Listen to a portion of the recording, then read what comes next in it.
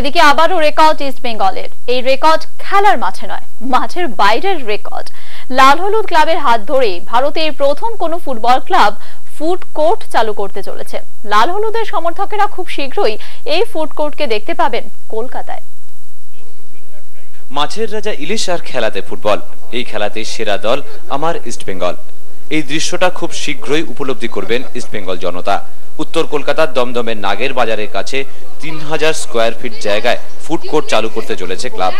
এরই উদ্বোধনে নেতাজি ইন্ডোর স্টেডিয়ামে হাজির ছিলেন লাল হলুদ ক্লাবের শীর্ষস্থানীয় কর্তারা, হাজির ছিলেন ফুটবলাররাও। ফুটবলারদের আশা এই ফুড কোর্ট খুবই জনপ্রিয় হবে। It's a landmark for the club and it looks a great prospect, so everybody will enjoy going to it. কি পাওয়া যাবে ফুড কোর্টে? এক কথায় বলতে গেলে বাঙালদের রসনা তৃপ্তির জন্য যা যা মেনু আছে তা সবই। তবে এই ফুড কোর্টে ইলিশ খেতে শুধুমাত্র বাঙালরা নয়, ঘটিরাও উপস্থিত হবে বলে জানালেন উদ্যোক্তারা। আমরা 3000 স্কোয়ার ফুটের বিলাসবহুল আজকে আমরা club lounge, east Bengal club lounge করা হচ্ছে।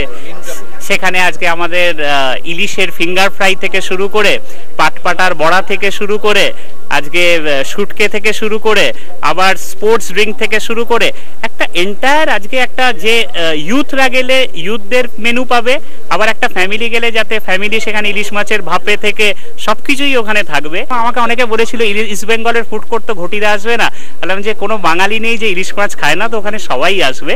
ফুড কোর্টটা ইস্ট বেঙ্গলের হতে পারে কিন্তু অ্যাম্বিয়েন্সটা ওটা সবার ক্ষেত্রে একই থাকবে।